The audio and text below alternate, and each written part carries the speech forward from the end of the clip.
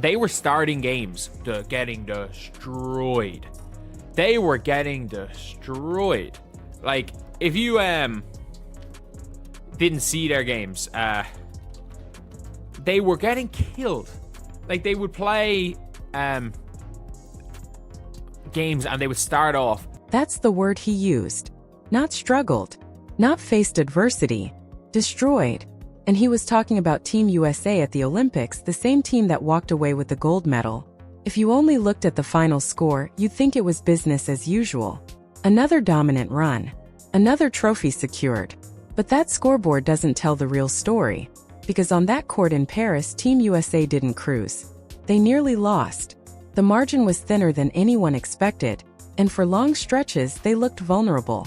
The pressure mounted. The rhythm disappeared. The dominance people assume was simply not there. And that's where this gets interesting. Because what happened in that Olympic final isn't just a one-game scare. It exposed cracks, structural issues, chemistry concerns, decision-making problems that could easily surface again. Especially now, with Caitlin Clark entering the picture, the same dynamics that almost cost Team USA gold could resurface in an even bigger way next time. Final. Chelsea Gray was a -8.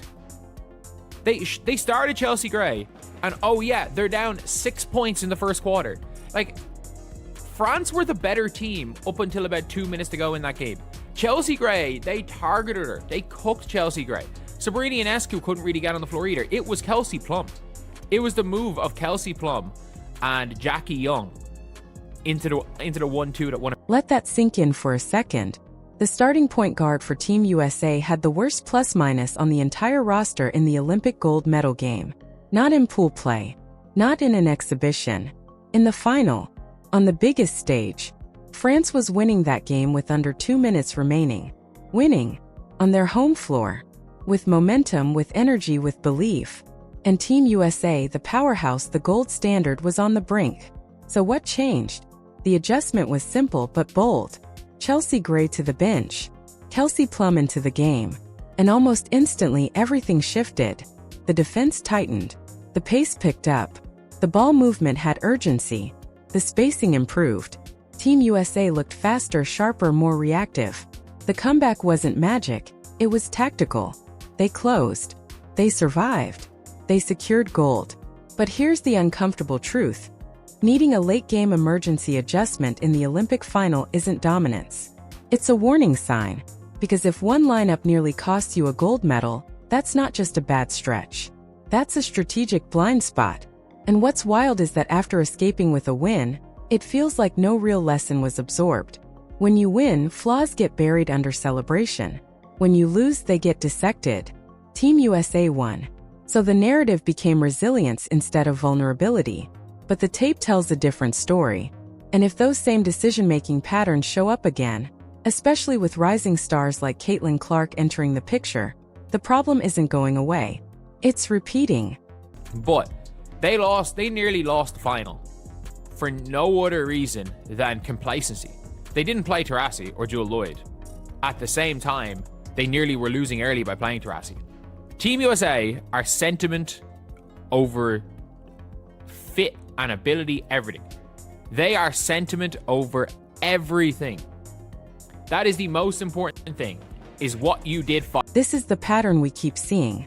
Sue Bird, 41 years old, starts at point guard for Team USA. 41. Meanwhile, Chelsea Gray, in her prime, one of the best point guards in WNBA history, is relegated to the bench, behind a player nearly a decade past her peak. And it's not just Bird. Courtney Vandersloot, a guard who has dominated internationally playing for Hungary, doesn't even make the roster. Meanwhile, younger, faster, more athletic guards are sitting at home watching. Why? Sentiment. Legacy. Paying your dues. Everything except winning basketball games. It's a philosophy that values history over performance, name recognition over merit. And in a gold medal game, that philosophy nearly cost Team USA everything. Because when the stakes are highest, you can't rely on past accolades. You need the players who can impact the game right now. Bench Gray, bring in Plum, and suddenly the team shifts. Defense tightens. Offense flows. Momentum flips. But the problem isn't fixed. It's postponed. The structural choices, who starts, who sits, show a recurring pattern that ignores the reality of competition.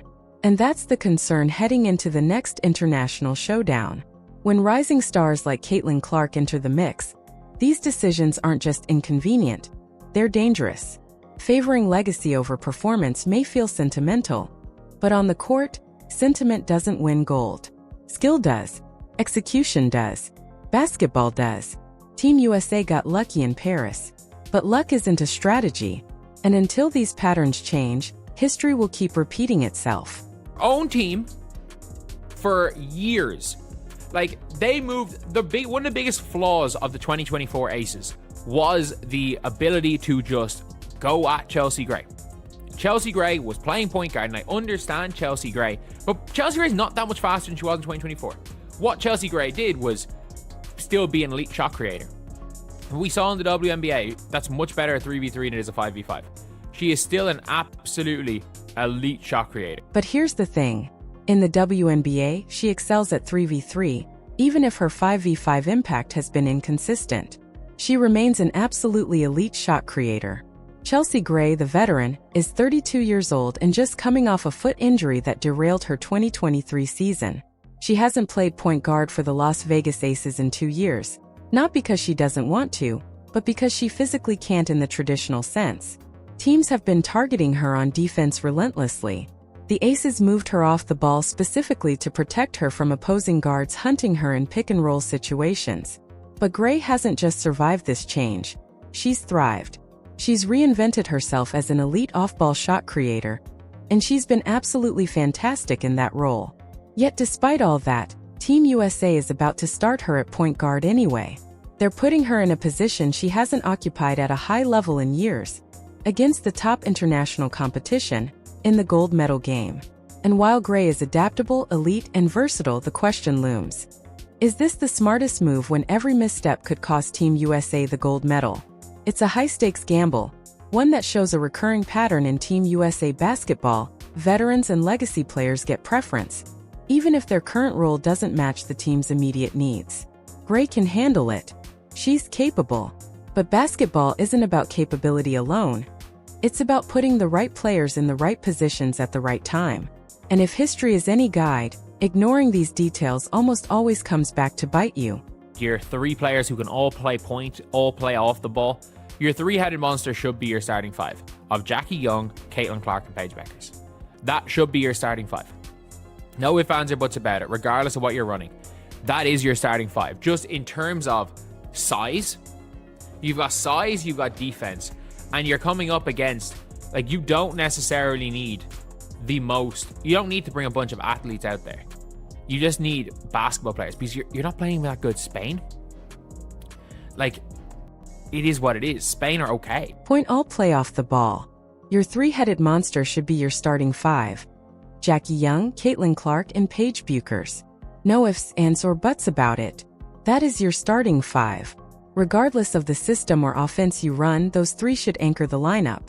In terms of size and defense, this lineup gives you everything you need. You're not trying to out-athlete the competition, you're trying to out-basketball them. Spain, while talented, isn't playing at an elite level right now. You don't need to throw a bunch of athletic players on the court. You need smart basketball players who can make the right reads, hit their shots, and execute under pressure. Jackie Young brings toughness and defensive versatility. Caitlin Clark delivers elite scoring and playmaking. Paige Beckers adds high basketball IQ and offensive creativity. Together, they form a cohesive unit that maximizes spacing, ball movement, and floor awareness. At the end of the day, this isn't about flair or hype. It's about basketball fundamentals. You want players who understand how to create mismatches, exploit weaknesses, and make the right decision every time the ball changes hands. This starting 5 gives you the best chance to dominate Spain, control the pace, and ultimately win the game without overcomplicating things. Spain may have talent, but they aren't ready for this level of execution. Smart, disciplined, and cohesive basketball is all you need to secure the win. The Rose got worse when Kalia Copper, back. I like Cal Copper. I don't think she's a bad player. But, there is no reason. If you are trying to win a basketball game, and you are starting Kalia Copper over Paige Beckers, Caitlin Clark, or Sonia Citron as a fourth or fifth option, there is no logic. Your starting five needs to make sense. In the backcourt, it should be Jackie Young, Caitlin Clark, and Paige Buchers. 3 players who can all handle the ball, shoot efficiently, and defend multiple positions. You've got size, versatility, and the best defensive engine in women's basketball running your attack. Up front, Aya Wilson and Brianna Stewart provide dominance and scoring. That's your death lineup. Balanced, versatile, and unstoppable. But that's not what's actually going to happen because Kayla Copper is on this roster, and she's expected to start. The mercury got worse whenever Copper was on the floor this season, and the Sky struggled with her playing there too. These aren't just opinions, they're lineup data facts. Copper is a talented player, no doubt, but when your goal is to win basketball games, starting her over Paige Buchers, Caitlin Clark, or even Kelsey Plum as a fourth or fifth option isn't a basketball decision. It's something else entirely. Last season, the rotations and lineup choices showed a pattern. The decisions weren't always based on maximizing wins. Coaches sometimes prioritize sentiment, legacy, or other non-basketball factors over putting the best 5 players on the floor. If your top goal is victory, you make choices that create mismatches, maximize spacing, and put your most talented players in positions to succeed. This is what smart basketball looks like. Elite guards handling the ball, creating opportunities, and letting your stars up front finish plays. Anything less is compromising the game before it even starts. When your backcourt can create, defend, and space the floor, paired with a frontcourt that can dominate inside and out, you have a formula for success. Ignoring that in favor of non-strategic choices doesn't just hurt your team, it undermines the integrity of your lineup and the potential to win games consistently. To start, Caitlin Clark, Paige Beckers, Jackie Young, Aaliyah Boston, and fuck it, no team has any size at the 4. Start whoever. Start Copper at the 4. Start Chelsea Gray at the 4. You know what? Yeah, start Chelsea Gray at the 4. I'm confident with Chelsea Gray guarding Raquel Carrera. I'm confident, ironically, with Chelsea Gray guarding Dominique Malonga versus France. I would be confident with that. I would actually be confident. If you guys don't know the matchups, Chelsea Gray is a fantastic... Darica Hamby is slated to start at power forward. Over the past 2 seasons, Angel Reese has consistently dominated Hamby in their matchups. The Sparks struggled to contain Reese defensively against physical post players, yet Hamby is on the Olympic team. She has experience, she's paid her dues, and that's enough to earn a starting spot. Meanwhile, players who could actually solve Team USA's matchup problems will sit on the bench.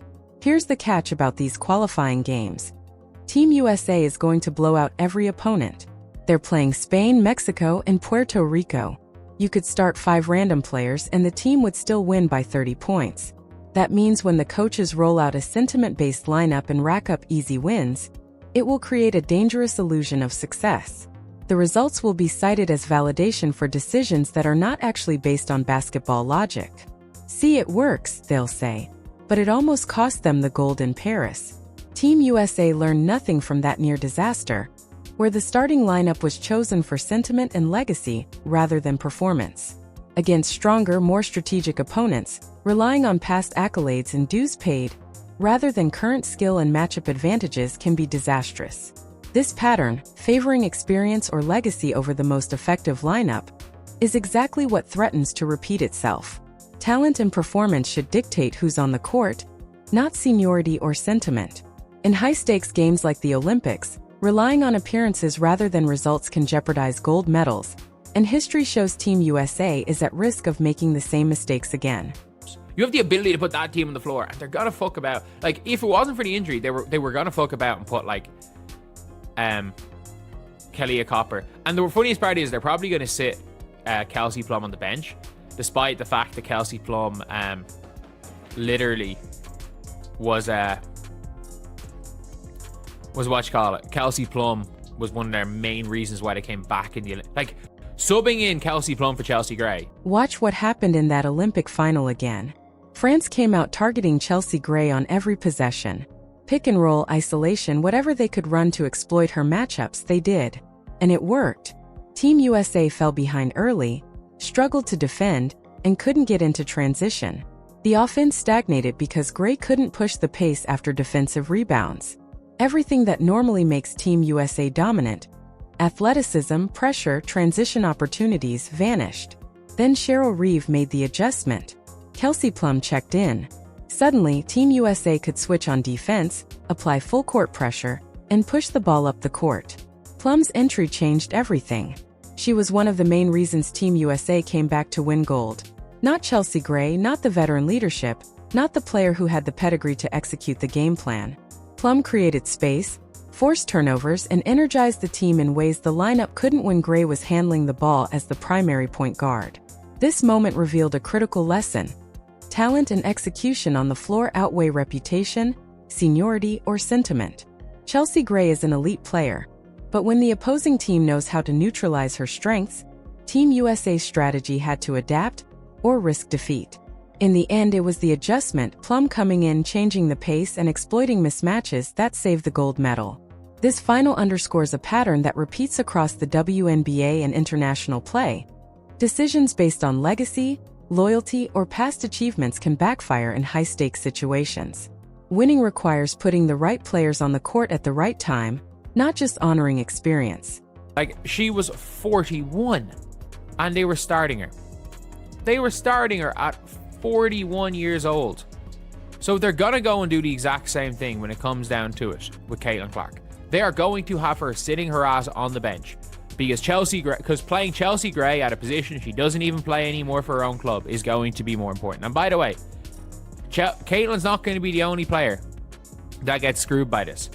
The reality is, there should be some form of a three-headed monster. Except Caitlin Clark broke that system. She became the biggest star in women's basketball without following the traditional path. She doesn't need Team USA to validate her career or raise her profile. She's already bigger than the program, and that's exactly why this creates tension. If Team USA starts Caitlin Clark and she dominates, which she absolutely would, it proves that the old system of veteran hierarchy and paying your dues was always unnecessary. It proves that talent should trump tenure. This is about more than just one roster decision. This is about whether USA basketball can adapt to a new era where star power, skill, and talent evaluation matter more than seniority or experience. The NBA figured this out decades ago. LeBron James started in the Olympics as a teenager because he was the best player. Kevin Durant started at 22. You play your best players in their best positions, regardless of age or experience. But women's basketball operates differently. There's an ingrained idea that you have to earn your spot through years of service, that younger players must wait their turn, that veteran leadership matters more than on-court production. Maybe that philosophy made sense when the talent gap between Team USA and the rest of the world was massive. When your worst player was still better than everyone else's best, you could win gold with a 41-year-old point guard. But that gap is shrinking. France nearly beat Team USA in Paris, taking leads in multiple games. Other countries are developing talent, investing in programs, and improving every cycle. Meanwhile, Team USA is still making roster decisions based on sentiment rather than winning basketball games. Here's what should happen. Start your three-headed backcourt of Clark, Buckers, and Young. Let them play together, build chemistry, and develop the system that actually works in high-pressure situations. Bring Chelsea Gray off the bench as an elite shot creator in the role she excels in with the Las Vegas Aces. Use Kelsey Plum's defense and energy. Deploy Kalia Copper in matchups where her physicality matters. That's roster construction built around winning. That's coaching based on results, not tradition. But it won't happen. Team USA won't change until they lose, and in Paris they didn't. The same mistakes will repeat. Veteran favoritism will continue, and the most talented roster in women's basketball will underperform because players aren't used correctly. Caitlin Clark will sit on the bench, watching Chelsea Gray get targeted on defense, watching the offense stagnate, and realizing what every young player eventually learns. Your talent matters less than your tenure. Production matters less than pedigree. Success matters less than hierarchy. This is the real story. Not whether Team USA wins qualifying games, they will. Not whether they make the Olympics, they will. The question is whether they'll be prepared for real competition. Will they have developed chemistry, systems, and positions that maximize success? Or will they roll into the next Olympics with the same outdated approach, veteran favoritism, and refusal to adapt? Maybe the talent gap is still wide enough to win despite poor decisions, but that gap is shrinking and eventually strategy will outweigh sentiment. Watch these qualifying games closely. Watch who starts, who closes, who gets opportunities. It will tell you everything about whether USA basketball learned anything from Paris. My prediction: they learned nothing. Chelsea Gray starts at point guard. Kalia Copper starts at the 3. Dear Hami starts at the 4. And Caitlin Clark waits on the bench, paying her dues. When Team USA struggles in close games, when opponents target weaknesses, when the offense stalls, remember this moment. They had a chance to build something better, and they chose nostalgia. Drop your thoughts below. Should Caitlin Clark start? Or does she need to earn it the traditional way? This debate is about to dominate WNBA discourse for the next 6 months.